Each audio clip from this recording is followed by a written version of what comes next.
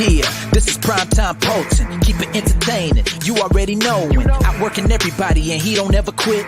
Talking about plenty comics like Graveyard Shift, Sea Dogs, Viking Whoop, U.S. Assassin. Doing just what he loves. This is his passion. Bring more value to your dollar. No, I'm not frontin'. That's how just a writer became a moral compass. This is primetime potent. This is primetime potent. Let's go.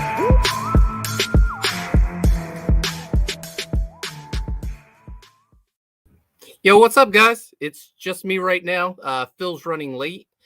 Phil isn't the cowboy anymore. He's the schoolboy, Phil McNulty. He's gone back to school, and he's got a lot of work to do. So he's busy on that right now, but he's going to pop in.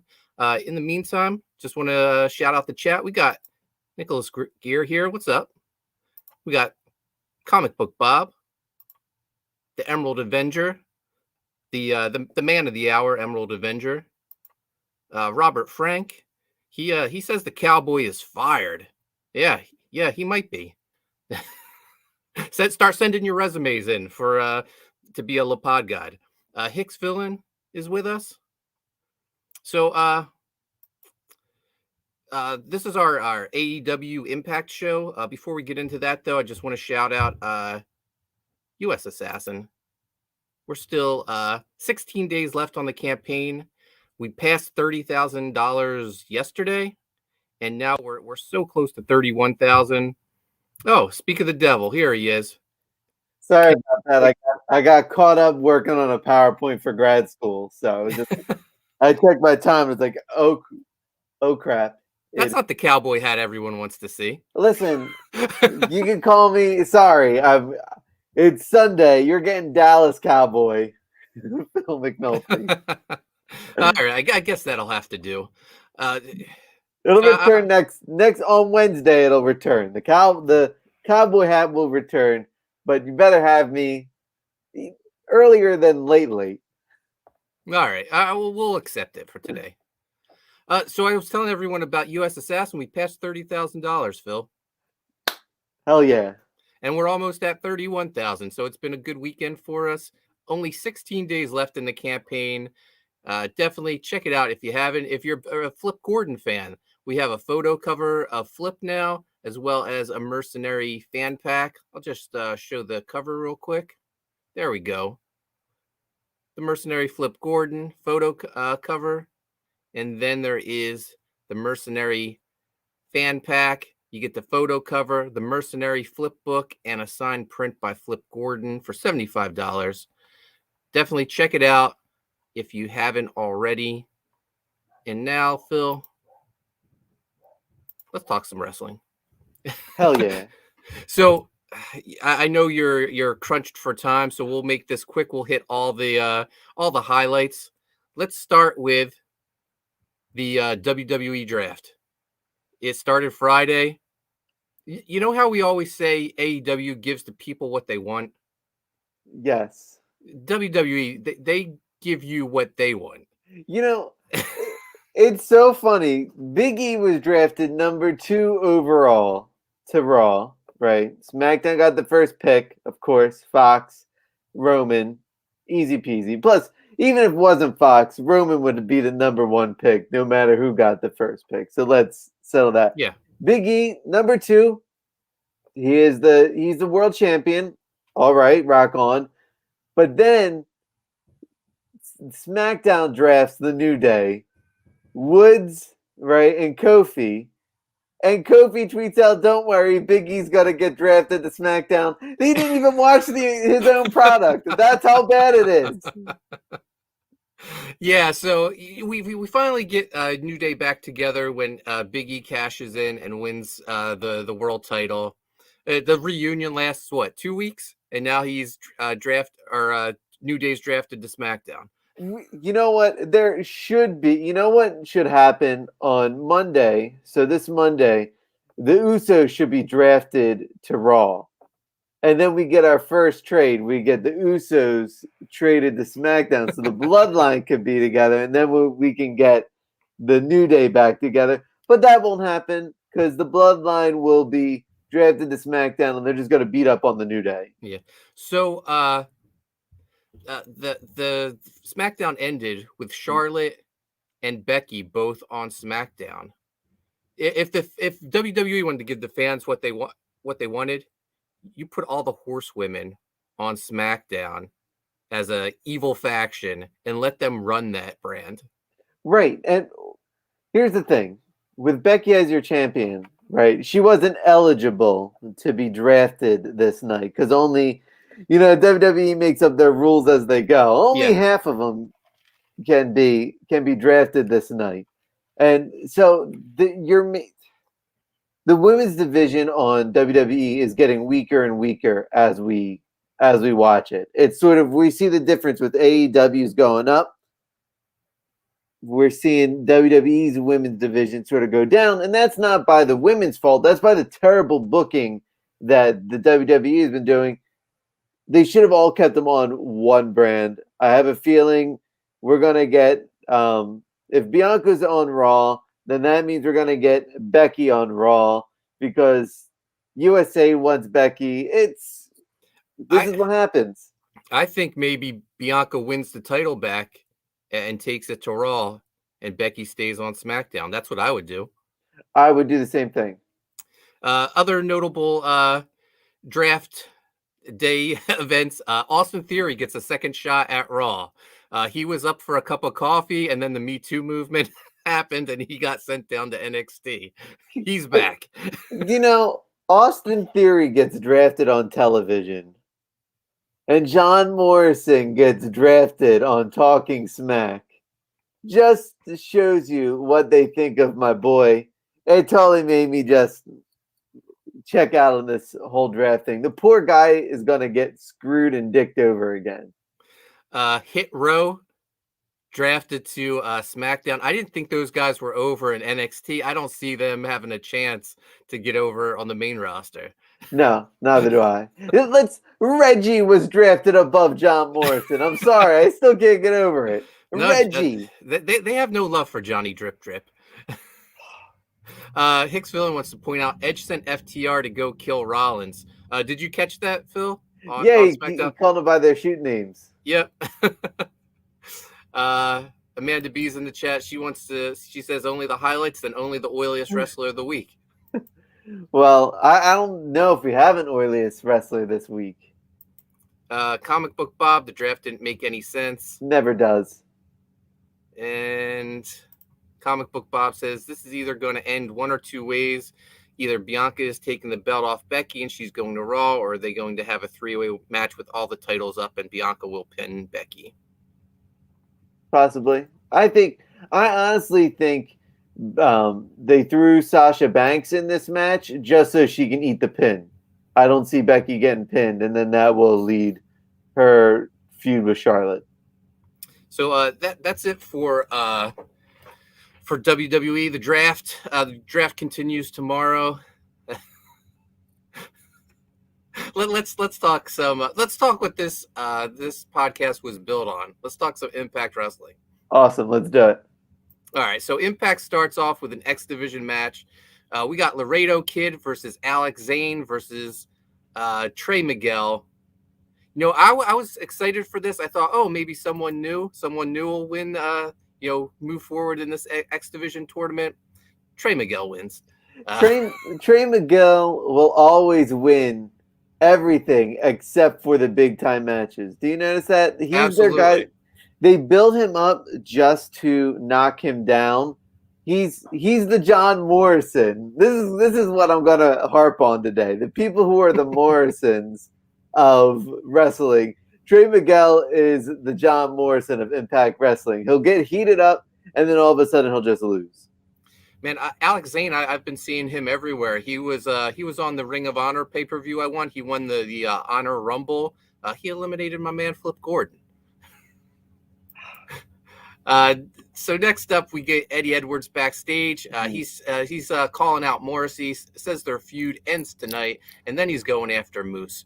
Good luck, Eddie.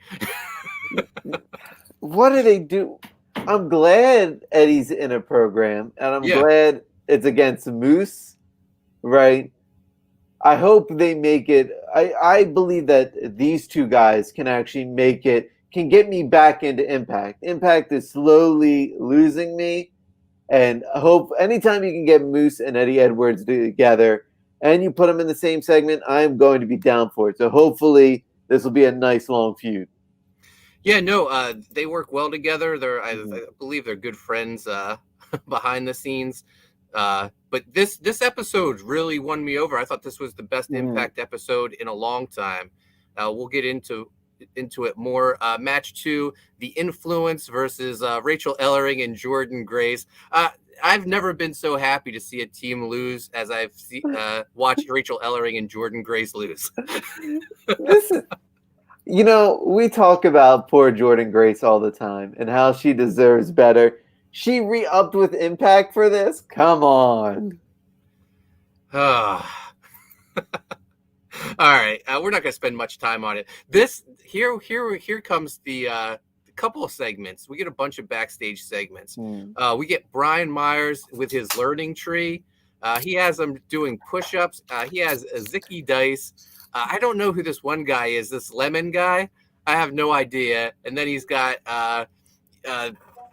his lackey with him. But basically, his teacher's pet is VSK. Now, VSK standing next to all these other guys, I've never seen a tinier wrestler in my life. I saw VSK live, and I thought to myself, that is a tiny human being. And I think he's only a few shades taller than Marco Stunt, just to give, a perspective on how small he is. Talented guy. Hell of a talent. I think he's going to do great. They just got a Rey Mysterio book him. I never realized how small he was until I saw him standing next to these other guys because, none of them are that big either. Zicky Dice, Brian Myers, or Kenny Powers. I keep forgetting his name. What's Let's just go with Kenny Powers. Yeah, Kenny Powers. Then this is the segment of the week on Impact. Deonna Purrazzo pulls up to Mickie James's ranch and attacks her in the stables.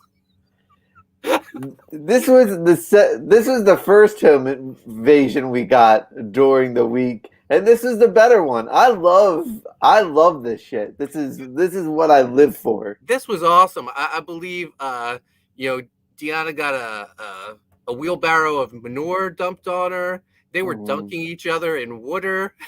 This felt so Attitude Era. It has a place in my heart. Absolutely, yeah. And Deonna gets the best of Mickie James on her own ranch. It's How great. Humiliating. This is the better call. Remember when Swole and Baker had their dentist fight in her office and Swole won? Right? Swole didn't need the win, right? Deonna Purrazzo needs this heat. It's great stuff. Yeah, no, I loved this segment. This was definitely the highlight of Impact for me. So, man, this feud is getting good, and I can't wait for him to meet in the ring. Then we get Finn Juice backstage. They're feuding with Bullet Club, or at least Impact's version of Bullet Club, which is Chris Bay, Hikuleo, and El Phantasmo is back, Phil. Shout out to Juice Robinson, who had the best win of the week, getting engaged to Tony Storm. Oh, hats off to him. So hats off to Juice Robinson, the real winner of the week when it comes to this match. Match 3, we get Madman Fulton versus Christopher Daniels. The Fallen Angel's back, and of course he hits the best moonsault ever and gets the win. We get a little Swingers Casino. He wants to open up shop in Nevada because that's where the pay-per-view is, and Scott D'Amore's just telling him it's not going to happen. It's going to happen. Johnny Swinger's going to make it happen. It's going to happen, and I am for it. I cannot wait. This was hard. This episode harkens back to what we really enjoyed about Impact. Backstage segments that further storylines, right? Action that happens outside the ring, right, with the home invasion, and good booking and good booked wrestling. It was nice to see Christopher Daniels back, wasn't it? Yeah, no. Impact original, man. That's awesome. or should I say TNA original. Comic Book Bob says Swell vs. Baker was the worst match AEW has ever done. Agreed.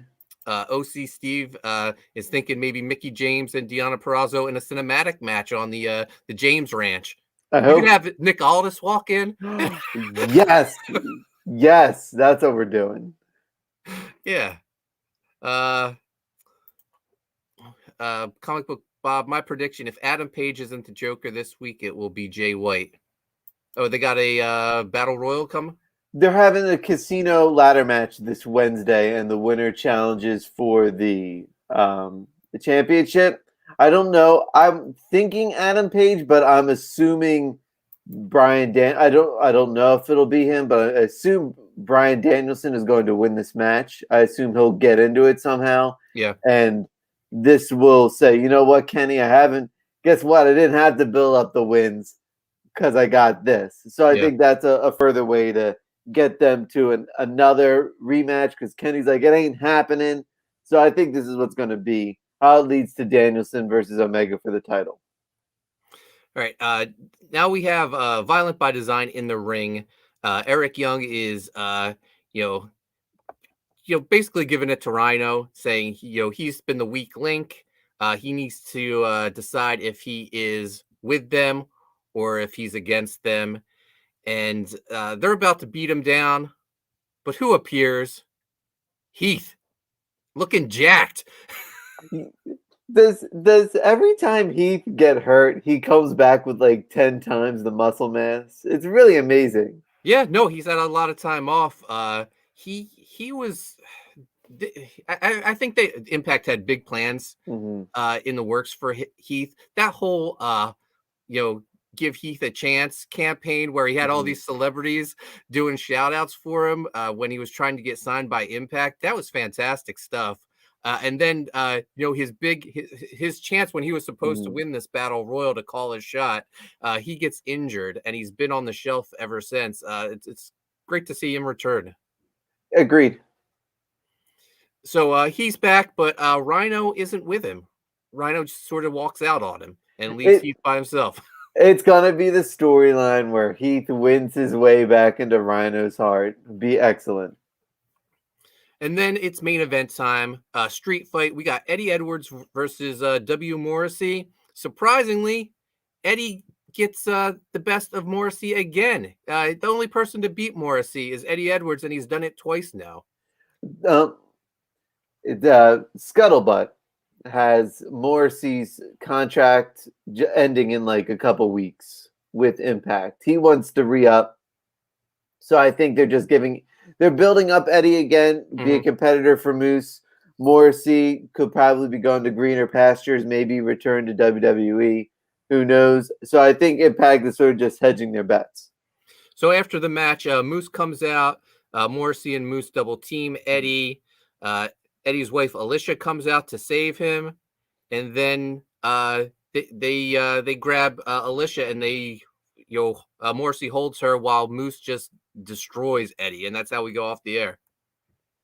Yeah, I mean, really good episode from start to finish. One of those times where I was doing homework, I had it playing on in the background, and it ended, and it just stopped playing, and I said, wait, Impact's done? That's how good of an episode it was. It just smoothly went by. Yep, yeah, one of their best in a long time. In the chat, Johnny Cage says, with the new talent, main event talent coming into AEW, I feel like Adam Page lost timing to pin Omega. Yeah, that's what we've been saying on the show for the past couple of weeks, is that we feel like he just left at the wrong time. He had all the momentum in the world, great storyline, and he just lost it. OC Steve says Marty Scurll as the Joker. I think hope it's too early. I know it's supposed to be too early. I think, is this where we get Wyndham Rotunda, FKA Bray Wyatt? That'd be I'm looking forward to seeing him. So anytime we get him would be great. Yeah, I mean, I liked him to come in with the Dark Order. I was thinking last week may be it, but they just may be just honor. Tony Khan's done a really good job of really respecting Brody Lee and the Huber family. That's that I felt like maybe they didn't feel like it was the right time and place to do that. Robert Frank says, whatever happened to James Storm? James Storm, he was with Impact for a little while. Now he is back on NWA, I believe. And he's feuding. I want to say he's feuding with the tag team champions, whoever they are. But I don't follow NWA that closely anymore now that they're on Fight TV and you have to pay to watch them. Comic Book Bob, Morrissey said he wants to be a lifer for Impact, but we all know money talks. OC Steve, still think we will see Marty on AEW Agreed. in 2022. I would love that. And J Dog says Braun Strowman started wrestling again. He has this cinematic match with EC3. I think that was this weekend. I still think he's going to be brought in to. I still think he'll be brought into AEW in this feud with the Inner Circle or just Hager and Jericho versus Men of the Year. That's my hope. Yeah. So we're going to talk some AEW right now. Let's start it off, Phil, with I have a little graphic to show people. If I can find it. Here it is. Here we go. Hi, Comicsgate. Did you catch this, Phil, while you were watching AEW? I did catch it. And it was one of those things where I was really impressed with Darby's promo because we haven't heard him really cut a promo ever outside of the weird video things that I saw. And I went, wait a second. Is someone watching the show? Someone's watching the Pod Gods. Well, you know who's watching? It was Emerald Avenger. He's the one who had the sign up. Oh, nice. Yeah. We follow each other on Twitter. So this was a nice Easter egg in the episode. You know, I missed it when I was watching because I was watching while I'm in packaging Viking Wolf books. Mm-hmm. But Leroy tweeted this and says, "Polton, was this you?" So very cool. Awesome job, Emerald Avenger, man. That's awesome. When it comes to AEW, I'm going to go on a little rant before we go into this. Yeah. Question, is Rampage sinking the product? You know, I've already Rampage isn't even must-see TV for me. I think, to me, it's sinking the product because the time slot, how long it is, and the fact that we thought this would be a great little boost for storylines and stuff, but they're carrying it over, and it's just so second fiddle right now. It's just at the worst time where I read the results, and then they try to carry this over on Dynamite, and it's kind of ruining my Dynamite experience because it's like on Rampage, and I feel like I don't want to watch Rampage, and it's killing because it is such the B show, and it's not even outside of one or two great matches, like a month. It's really just 3 weeks of AEW Dark. Yeah, I don't know if they need to separate the two shows. I mean, they have enough talent to do it. I don't really want that though. But if they could just have a feud that just is strictly over on Rampage, like it feels very much Attitude Era film SmackDown. Remember when they got into that habit of just filming SmackDown, and it normally happened after a Raw, so they just quick change the tarp and that'd be longer. The fans are tired, right? It comes through on the TV as the fans are tired. So when you're watching it as a viewer, you feel tired because it's already 10 o'clock at night and it's getting close to 11 and you just want to go to bed after a long work week or do something else. It's really killing the actual Dynamite experience for me. OC Steve says Rampage is recap, promos, and 2 matches. Right. Johnny Cage says he's so glad MJF is away from Jericho. I think we all are. Mm-hmm. Rampage is Sunday Night Heat. Dark Rampage needs a separate belt. Oh, Agreed. Speaking of separate belts, we didn't mention this on Impact. Impact has a new title coming. the Digital Media Championship. I believe that's only because Matt Cardona owns the copyright to Internet Champion. Right. And you know he's going to be that champion. All right. So do you want to get into Impact? I mean, AEW? All right. So what? Let me pull them up. Let me pull up the results. I am, as my girlfriend will tell you, today I've been so scatterbrained.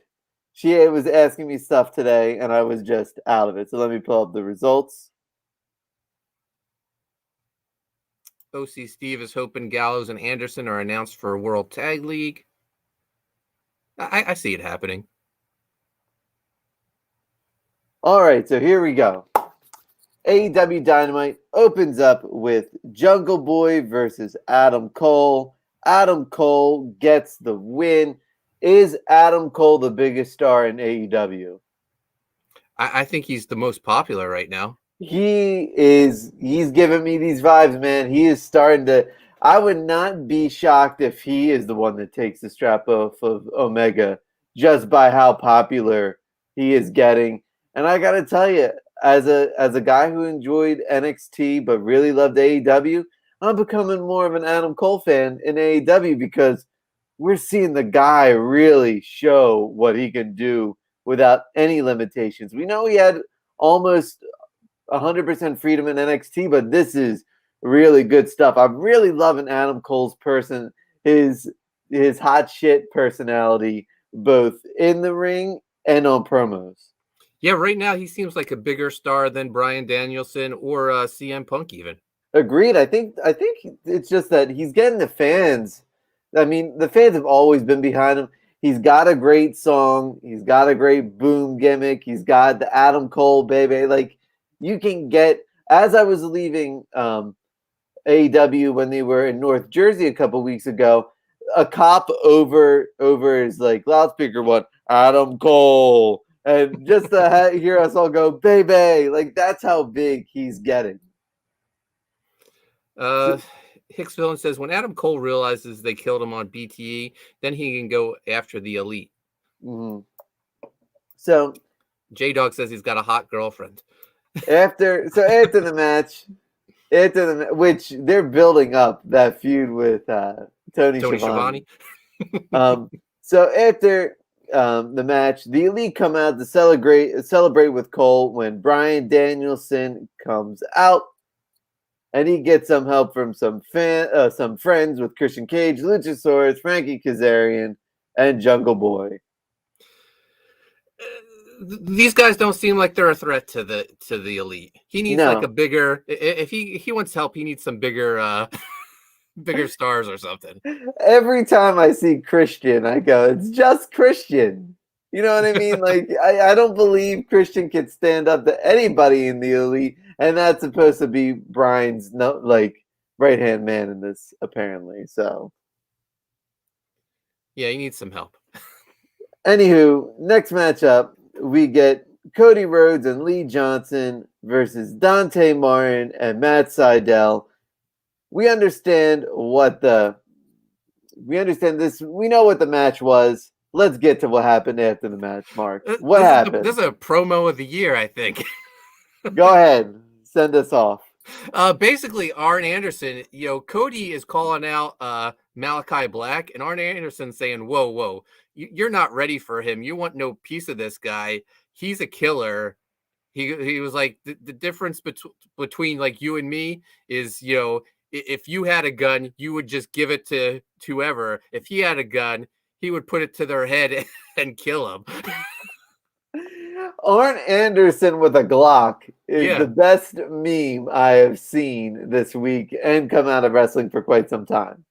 Yeah, I think like the line of the night was, so he said something like, I'm Arn Anderson and everything that comes with that. Like, what a badass. Is this the start of the heel turn for Cody? Is it Cody or is it Arn? Or is it both? Yeah. I don't know. I'm all for it. It's the most I've cared about the Nightmare family ever. Yeah. J-Dog with the line of the episode, Arn Anderson. Oh, not Hicks Villain. I'm sorry. Arn spelled backwards is NRA. So next up, we get Jon Moxley, Eddie Kingston, and Darby Allin versus Bear Country and Anthony Green.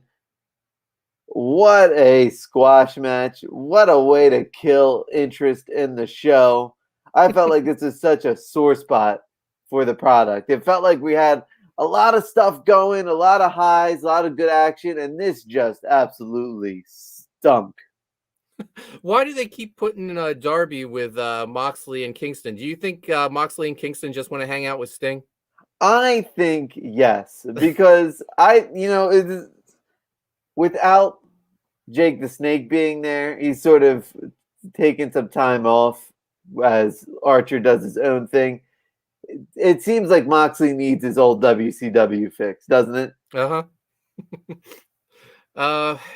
Emerald Avenger says Jim Cornette thinks Brandy is responsible for Cody getting booed. You know, we're no fans of Brandy on the podcast. She's the kiss of death to everything. Every segment she's in, it's just trash. Plain and simple. Next up, we get the Dark Order and Orange Cassidy versus the Hardy Family Office. A match set up for Brody Lee. All of negative one's favorites together against the Hardy Family Office, in which we see the Dark Order and Orange Cassidy get the win, and then someone gets their head shaved. Is the Hardy family the worst? We used to say the Nightmare family was the worst faction. I think we have a new winner with the Hardy family. Butcher and Blade, they deserve better. It deserves better. It was fine when it was just Private Party and Matt Hardy. You know, it's Hardy Party. And that felt like it's time Matt starts going back. You know, it's time the big money Matt gimmick dies and we start to get something else from Matt. But we got this Joppa guy, part of the Hardy family now. We got who is that guy? He's got to be an AEW dark guy. They probably just needed another man for the match, and they're like, "Hey, you're part of the family now." But I don't know. There's just so many like job guys in that faction now. That's what it's become. Yeah. And this is really where the episode starts to drag. Do you notice? It starts. I think this is my problem with Moxley. If he has to be in the main event because otherwise he kills shows. He's just so boring to me, and everything he does is boring that I feel like it kills the momentum of the show. So we have that match, and then we had the Hardy Family Office, and then we get TJ versus the Bunny and Penelope Ford. What is going on here? Why are we watching this? Why do we care? Well, it's nice to see TJ back together. This is the worst. Ty Conti is the worst thing to happen to Anna Jay. I don't know. I like seeing Tay Conti on my. She's no longer. She doesn't feel like part of the Dark Order anymore. Yeah. Anna Jay, because of this. Well, I mean, she was very. She showed up when Uno and Stu walked out on the Dark Order. She was there to give them a disappointing look to make them turn around and reconsider. This is where. If Tony Khan has taken over most creative booking, as reported by the Dirt Sheets, he's got to take over this women's booking because it is horrible. Oh, we didn't mention Five lost his mask in that match. He took it off and threw it at Uno. Do we care about the Dark Order anymore? I think we will soon. Right. All right. Pixvillain says -1 made this match. Kid is reaching puberty. J-Dog says Joppa started out on Dark, then had to change his name since the company in India owned his name. What was his original name? I know I've seen him before, but I can't remember what his name. Comic Book Bob, thankfully it looks like they're going to possibly be breaking them up. Leo Rush looking to poach Private Party from HFO. That'd be Leo great. Rush is all elite. Until he retires again. Yeah. So next up, we get promo segment, probably the best part of the episode. It was Darby Allen and MJF, as we talked a little bit with the High Comics Gate. This is good stuff. Yeah. I'm looking forward to this this feud. Something fresh for MJF. It seems like he's been feuding with Jericho for God, it seems like a year. But it's nice. I think it served both purposes, and both guys come out looking better than when they came in, and that's always the best part of the feud. And now we're excited to see. I know we've seen this match before, probably just a one-off, but now it has so much meaning because both MJF and Darby Allin have grown and matured so much as we've seen it. Can you believe it's 2 years for AEW? It feels like they've been around forever. That's how good they've been.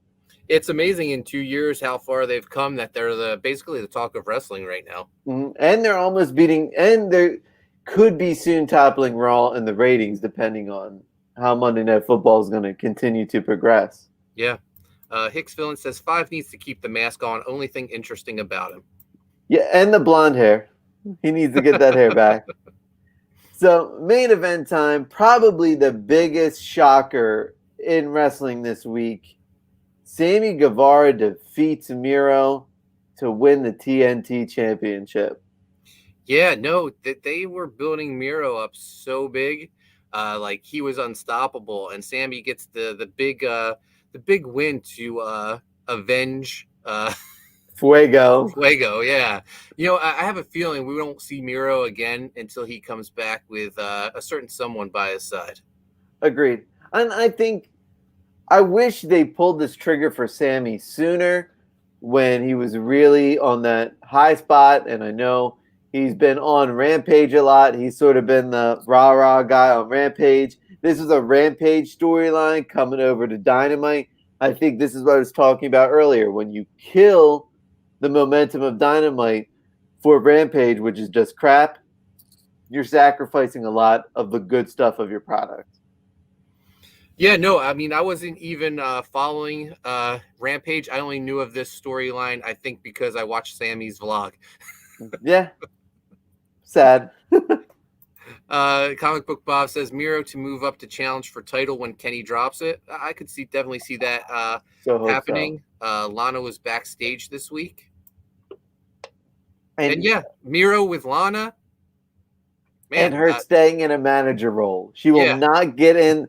She will get in the ring, but only when it's for some gimmicky when Miro match. Is feuding with Cody and Brandy. Right, exactly. But she'll be a manager. She'll stay a manager. Their act is so good together. They're going to be great when she comes up to AEW. Yeah, looking forward to it. Mm-hmm. So that is AEW for the week. Rampage, Jack Evans gets his head shaved in a hair match against Orange Cassidy. I didn't realize we reached hair level feud with Orange Cassidy and the HFO. This was the weirdest thing to come out of the pay-per-view when they tried to shave Cassidy's head. Like, why? Why do we care? Why do we need it? It's not like Orange Cassidy has a lot of hair that's going to affect him either way. J-Dog says maybe Rampage could be where they defend the TNT title every week. Hicks Villain, AEW will have tables ready for Lana to go through. And Johnny Cage, if Lana ever feuds with Brandy, she better be the baby face. Oh, she will be. As far as the audience is concerned, she will be. She's already the baby face in my eyes. Yeah.